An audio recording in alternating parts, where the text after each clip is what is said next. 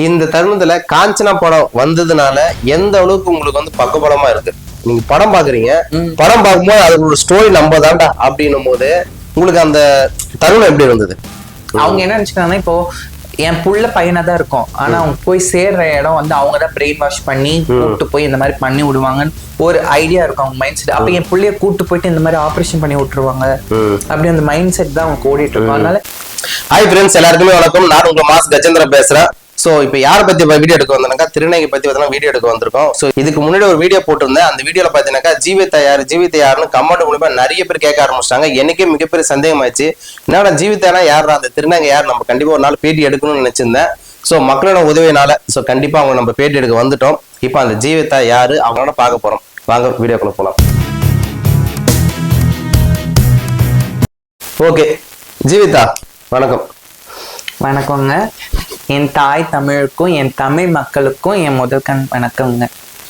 Okay, இப்ப நிறைய பேரு ஜீவிதான்னு நிறைய பேர் பார்த்தீங்கன்னா இன்ஸ்டாகிராமா இருக்கட்டும், பேஸ்புக்கா இருக்கட்டும், ட்விட்டரா இருக்கட்டும், யூடியூபா இருக்கட்டும், நிறைய பேர் ஜீவிதான்னு என் கமெண்ட் மூலியமா அவங்கள போய் பேட்டி எடுங்க அப்படி சொல்ற அளவுக்கு நீங்க என்ன சாதிச்சிட்டீங்க, என்ன பண்ணிட்டீங்க? என்ன காரணம் இவ்வளவு அன்பு உங்க மேல மக்கள் வைக்கிறதுக்கான காரணங்கள் என்ன? ஜீவிதான்னு நீங்க கேட்டீங்கன்னா, ஒரு கொஞ்சம் மாசத்துக்கு முன்னாடி ஜீவிதா யாருன்னு கேட்டிருந்தீங்கன்னா யாருக்கும் கண்டிப்பா தெரிஞ்சிருக்காது. இப்போதான் ரீசெண்டா இன்ஸ்டால ரீல்ஸ் போட ஆரம்பிச்சேன். ஸோ அந்த ரீல்ஸ் அப்படியே ட்விட்டர்ல போட ஆரம்பிச்சேன். ஸோ அப்படியே ட்விட்டர் இன்ஸ்டான்னு சொல்லி அது அப்படியே கொஞ்சம் பிரபலம் ஆயிடுச்சு. ஸோ ஜீவிதான்றது இப்பதான் மக்களுக்கு உலகத்துல இருக்க எல்லாம் அங்கங்க கொஞ்சம் பேருக்கு தெரிய வந்திருக்கு. இந்த உங்க யூடியூப் மூலமெல்லாம் உலகம் ஃபுல்லா தெரியும்னு நினைக்கிறேன். சரி, ஓகே. இது வரைக்கும் மக்கள் முன்னாடி நீங்க இது வரைக்கும் ஏதாவது சேவைகள் எல்லாம் செஞ்சிருக்கீங்களா? ஏன்னா மக்கள் இவ்வளவு ஆதரவு உங்களுக்கு கொடுக்குறாங்க இல்லையா, அதனால கேட்க வரேன். சேவைகள் இல்லைங்க, வீடியோ கண்டென்ட் கிரியேட்டர் மாதிரி சும்மா நம்ம வீடியோ போடுறது தான் சேவைன்னு பாத்தீங்கன்னா. ஆஸ் யூஷுவல் எல்லாரும் அவங்க பர்த்டேக்கு போய் அது டொனேஷன் பண்றது, அம்மா பர்த்டேக்கு டொனேஷன் பண்றது, அந்த மாதிரி தான் பண்ணியிருக்கேன். இந்த தருணத்துல காஞ்சனா படம் வந்ததுனால எந்த அளவுக்கு உங்களுக்கு வந்து பக்கபலமா இருக்கு? காஞ்சனா படம் நான் ஸ்கூல் படிக்கும் போது வந்தது இல்லையா? ஆமா, காஞ்சனா படம் வரும் போதெல்லாம் நீங்க படம் பாக்குறீங்க, படம் பார்க்கும்போது அது ஒரு ஸ்டோரி நம்ம தான்டா அப்படின்னும் போது உங்களுக்கு அந்த தருணம் எப்படி இருந்தது?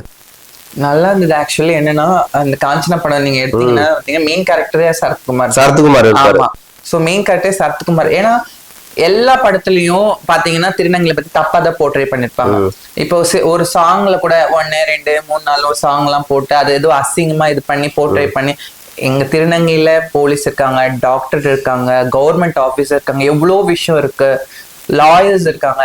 நீங்க இதெல்லாம் போர்ட்ரே பண்ணாம இந்த மாதிரி கூத்தாடுறது அது ஆடுறது அந்த மாதிரி போர்ட்ரே பண்ணாங்க. இந்த மாதிரி சூழ்நிலையில வந்த படம் தான், திருநங்கைக்காக ஒரு மகுடம் சூட்டத்துக்கு வந்த படம் தான் காஞ்சனா படம். அவங்களுக்குள்ள இருக்க தாய்மை, ஏன்னா எல்லா திருநங்கைக்கும் தெரியும் தான் வயிற்றுல ஒரு எந்த புழு பூச்சும் முளைக்காதுன்ட்டு. ஆனா தானும் ஒரு தாயின் உணர்ற ஒரு விஷயத்த கொண்டு வந்தது காஞ்சனா படம் தான். தான மாதிரி ஒரு குழந்தைகள் தத்து எத்தனை பேருக்கு தெரியும்? சில பேர் பார்ப்பாங்க, உங்க கம்யூனிட்டியா குரூப்பா இருக்காங்கன்னு தான் தெரியும். ஆனா எங்க கம்யூனிட்டிக்குள்ள இருக்கவங்களுக்கு தான் தெரியும், என் கம்யூனிட்டிக்குள்ள இருக்கவங்களுக்கு மட்டும்தான் தெரியும். இப்ப என்னோட தாயின்னு இருக்கிறவங்க என் மேல அவ்வளவு பாசத்தை காமிச்சாங்க. ஆனா எங்களுக்குள்ள ஒரு தொப்புள் கொடை உறவு கிடையாது, ரத்தம் பந்தம் கிடையாது, எதுவும் கிடையாது. ஓகேங்க, நிறைய பேர் உங்ககிட்ட கேட்கற கேள்வி என்னன்னா, உங்களுடைய வாழ்க்கை வரலாறு பத்தி கொஞ்சம் அப்படின்னு சொல்றாங்க. எல்லாருக்குமே திருநங்கைனாலுமே ஒரு சொசைட்டில அவங்களாம் ஒதுக்கப்படுறவங்களா இருப்பாங்க. ஸோ நிறைய பேர் பார்த்தோன்னா இவங்களா திருநங்கைப்பா அப்படின்னு 9பா அப்படின்னு கை தட்டுறவங்க இருக்காங்க, கிண்டல் பண்றவங்க இருக்காங்க. ஸோ அதெல்லாம் எல்லா அவமானத்தையும் நீங்க பார்த்துட்டு வந்திருப்பீங்க, ஓகேங்களா? ஸோ நீங்க நீங்க பிறந்த உடனே நான் ஒரு திருநங்கை அப்படின்னு ஒரு தருணம் எப்படி இருந்தது? நீங்க பிறந்த உடனே உங்களுக்கு திருநங்கைன்னு உணர்வு இருக்காது, நீங்க ஒரு பெண்ணுன்ற உணர்வு தான் இருக்கும். திருநங்கைன்றது பிறந்த உடனே எல்லாம் வராது. ஒரு திருநங்கைன்ற ஒரு வார்த்தை நம்ம கலைஞர் அவர் ஆட்சியில வந்ததுதான் திருநங்கைன்ற ஒரு வார்த்தை. அதுக்கு முன்னாடி திருநங்கைன்ற ஒரு வார்த்தை இருந்துதான்னு எனக்கு தெரியல. பட் எனக்கு தெரிஞ்ச வரையும் கலைஞர் மூலமா தான் வந்தது.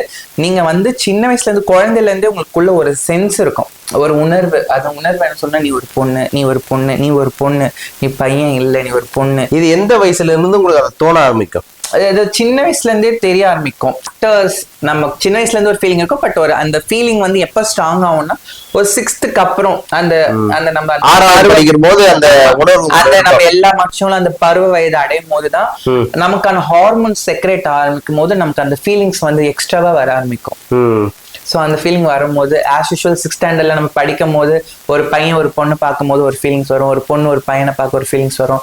அதே மாதிரி எங்களுக்கு ஒரு ஃபீலிங்ஸ் வரும். அந்த இப்ப நீங்க வளர்ந்துட்டீங்க, ஒரு அந்த பருவத்துக்கு வந்துட்டீங்க. அந்த பருவத்துக்கு வந்ததுக்கு அப்புறம் உங்க அம்மா அப்பா கிட்ட போய் சொல்றதா இருக்கட்டும், இல்ல உங்க அண்ணன் தம்பியா இருக்கட்டும், இல்ல உங்க சித்தப்பா பெருமையா இருக்கட்டும், ஊர் மக்களா இருக்கட்டும், சோ அவங்க கிட்ட நீங்க சொல்லும் போது பாத்தீங்கன்னாக்கா அவ்வளவு அசிங்கப்பட்டிருப்பீங்கல்ல. சோ அசிங்கன்னு ஒரு பட்டிருக்கீங்களா? அசிங்கம்ன்றது பட்டிருக்கும். அதெல்லாம் எப்படி பழக்காம இல்லாம இருக்க முடியும்? சரி, இப்ப நீங்க ரோட்ல போறீங்க, ஒரு பெண் வந்து ரோட்ல ஒரு 8 மணிக்கு மேல ரோட்ல ஒரு பெண் போனான்னா அவளுக்கு இருக்கிற அந்த சுதந்திரம் எங்களுக்கு கிடையாது. நாங்க போனோம்னு நினைச்சுக்கோங்களேன், ஒரு 4 பேர் விதமா பார்க்கதான் செய்வாங்க, 4 பேர் வந்து வேற விதமா பேச செய்வாங்க. ஒரு பெண்ணுக்கு இருக்கிற சுதந்திரம் எங்களுக்கு கண்டிப்பா கிடையாது. நீங்க ஒரு ஆணா இருக்கும் போது பார்க்கக்கூடிய ஒரு தருணங்குதுல்ல, ஏம்பா நீ ஒரு ஆணு, நீ ஏன் லிப்ட் அடிக்கிற, நீ ஒரு ஆண், நீ ஏன் பொட்டு வைக்கிற, நீ ஏன் ஒரு ஆணு, நீ ஏன் இப்ப பார்த்தனாக்கா சோ லேடிஸ் பின்னாடியே சுத்துற, அப்படிலாம் இருக்கும் இல்லையா? அதெல்லாம் சோ அதெல்லாமே நான் என்ன கேக்குறேன்னா, உங்க அப்பாவுக்கு விஷயம் எல்லாம் தெரியும்ல, திருநங்கையா உருவாக்கும் போது சொசைட்டில நீங்க யாருக்குமே தெரியக்கூடாது அப்படின்னு நல்ல விஷயங்கள் நிறைய விஷயங்கள் பண்ணிருப்பீங்க. ஓகேங்களா? நான் ஒரு புடவை கட்டுறதா இருக்கட்டும், லிப்ட் கிடைக்கிறதா இருக்கட்டும், யாருமே பார்க்க கூடாதுன்னு நினைச்சிருப்பீங்க. சோ அப்படி பண்ணக்கூடிய சூழ்நிலைகள் என்ன மாதிரி சூழ்நிலை இருந்தீங்க, அதோட ஸ்டோரி சொல்லுங்க. என்ன பண்ணுவோம்னா, சின்ன வயசுல வீட்டுல யாருமே இல்லாத போது வீட்டுல கதவை சாத்தி லாக் பண்ணிட்டு எங்க அக்கா துணியெல்லாம் இருக்கும், எங்க அக்கா துணியெல்லாம் போட்டு பார்த்து லிப்ஸ்டிக் பாட்டு கண்ணாடி முன்னாடி சாங் போட்டு, சாங்கே இல்லாட்டி கூட மனசுக்குள்ள அந்த சாங் போட்டு நம்ம பாட்டு டான்ஸ் ஆடிட்டு அந்த உணர்வுகளை எக்ஸ்பிரஸ் பண்ணுவோம். யாராவது வந்துருவாங்களா இல்லையான்னு பயந்துட்டு நம்ம அந்த விஷயம் பண்ற மாதிரி இருக்கும். ஸோ அது சின்ன வயசுல இருந்தே வந்துட்டு இருக்கோம். ஒரு சர்டைன் டைம்க்கு அப்புறம் அது அந்த ஃபீலிங் ரொம்ப அதுக்காக ரொம்ப ஏங்க ஆரம்பிக்கும். நம்மளும் பப்ளிக்ல இந்த மாதிரி போகணுமே, அந்த பொண்ணு போற, ஐயோ சுடிதார் நல்லா இருக்கேன், அந்த சுடிதார்ல நம்ம போனா எப்படி இருப்போம், இந்த மாதிரி ஒரு அதெல்லாம் நீங்க ஒரு ஜென்ஸா இருக்கும் போது அது உணர்வு வரும். ஆமா, நம்ம ஸ்கூல்லயே நடக்கும் போது ஸ்கூல்லயே அது நடக்கும். ஓகே, நீங்க வந்து ஸ்கூல்ல பாத்தீங்கன்னாக்கா நீங்க ஜென்ஸ் பக்கத்துல உட்காருவீங்க. சோ ஆனா உங்களோட லேடிஸ் பக்கத்துலயும் பாத்தீங்கன்னா உட்காரணும் எண்ணம் தோணி இருக்கா? அதெல்லாம் ஆனா நான் அந்த தருணம் எப்படின்னு அதை சொல்லுங்க. நான் படிச்சது வந்து பாய்ஸ் செக்ஷன். ஸோ எப்படின்னா, நாங்க ஒரு 3 ஃப்ரெண்ட்ஸ், நாங்க 3 ஃப்ரெண்ட்ஸும் ஒரே மாதிரி, ஒரே மாதிரி 3 பேருமே திருநங்கைகள் தான். ஒரே ஸ்கூல்ல 3 பேரும் ஒரே இடத்துல போய் எப்படி ஒன்னா இணைஞ்சீங்க?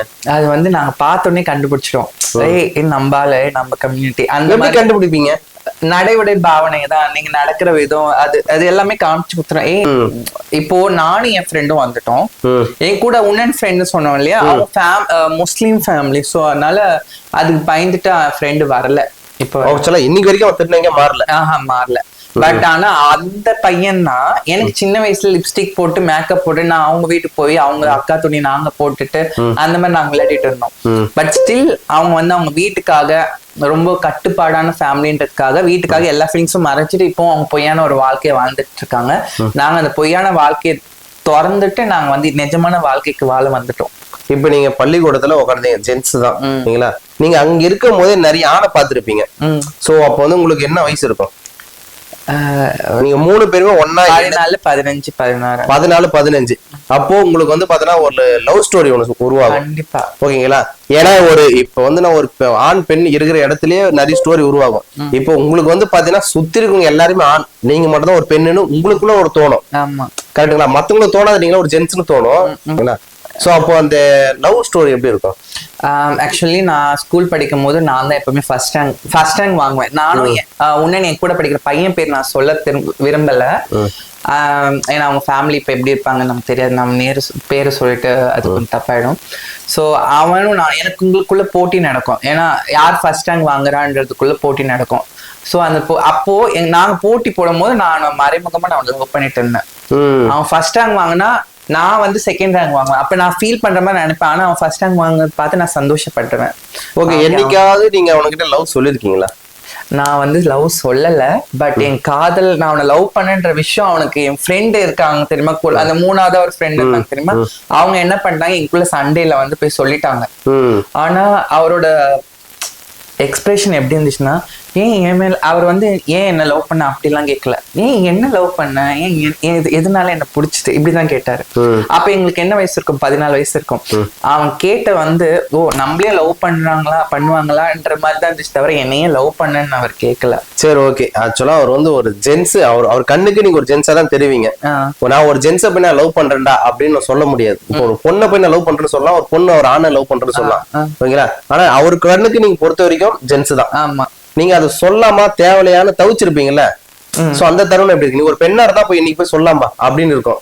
ஒரு திருநங்கையா இருந்துட்டு ஒரு ஜென்ஸாவே நீங்க வாழ்ந்துகிட்டு சொல்லும் போது உங்களுக்கு வந்து எப்படி இருக்கு? இல்லைங்க, காதல மனசுல பொத்தி வச்சுதான் இருந்தேன். அவன் விஷயம் தெரிஞ்சு என்கிட்ட வந்து கேட்கும் போது நான் சொன்னேன் அப்படிலாம் இல்லடா, நான் அந்த மாதிரிலாம் பண்ணல, அவன் போய் சொல்றான், அந்த மாதிரி பண்ணலன்னு தான் போய் சொன்னான். பட் கடைசி வரையும் அந்த காதல் என் மனசுக்கு இப்பவும் இருக்கு. எல்லாருக்குமே ஃபர்ஸ்ட் லவ் வந்து எப்பவுமே மறக்காதுன்னு சொல்லுவாங்க.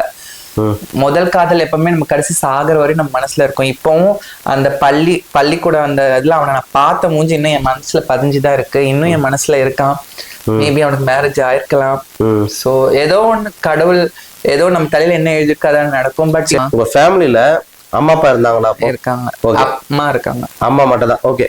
அம்மா கிட்ட போய் நான் ஒரு திருநங்கையா மாறிட்டேன் அப்ப முதல் பாக்குற பார்வை எப்ப அப்படி பார்த்தாங்க?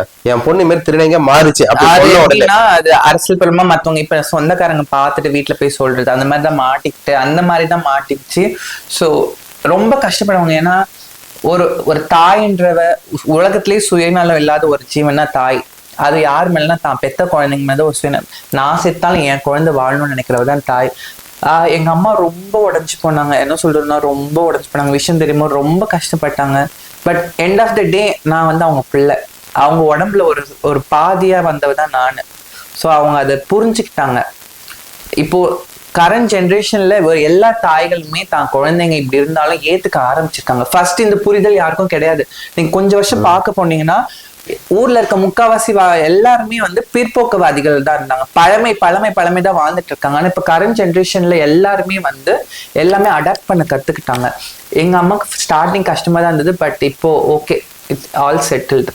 இல்ல அம்மா வந்து உங்ககிட்ட திருநங்கையா நான் மாறிட்டேன் நீங்க சொல்லும் போது அவங்க என்ன வார்த்தை உங்ககிட்ட உரைச்சிருந்தாங்க சொன்னாங்க? என்னன்னா அதெல்லாம் நீ பண்ணக்கூடாது, நீ வந்துரு, வீட்டுக்கு வந்துரு, முடிய கட் பண்ணிக்கோ, அதெல்லாம் நீ பண்ணக்கூடாது, எதுவுமே பண்ணக்கூடாது, ஆபரேஷன் எதுவுமே பண்ணக்கூடாது, நீ வந்துட்டு பையனாரு, நீ வீட்டுக்குள்ள கூட இப்படி இருந்துக்கோ. ஆபரேஷன் பண்ணக்கூடாதுன்னு சொல்லும் போது அவங்களுக்கு அந்த ஒரு புரிதல் இருக்கா? ஆமா, புரியல.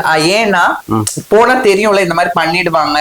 அவங்க என்ன நினைச்சுக்கிறாங்கன்னா இப்போ என் புள்ள பையனா தான் இருக்கும், ஆனா அவங்க போய் சேர்ற இடம் வந்து அவங்கதான் பிரெயின் வாஷ் பண்ணி கூட்டு போய் இந்த மாதிரி பண்ணி விடுவாங்கன்னு ஒரு ஐடியா இருக்கும் அவங்க மைண்ட் செட். அப்ப என் புள்ளைய கூட்டு போயிட்டு இந்த மாதிரி ஆபரேஷன் பண்ணி விட்டுருவாங்க அப்படி அந்த மைண்ட் செட் தான் அவங்க ஓடிட்டு இருக்கும். அதனால என் புள்ளைய அவங்க கிட்ட இருந்து காப்பாத்தணும்ன்றதுக்காக அது வர வார்த்தைகள் எப்படியாவது காப்பாத்தி நம்ம கூட்டுல வச்சு பையனவே வச்சுக்கலாம் கொஞ்ச நாள்.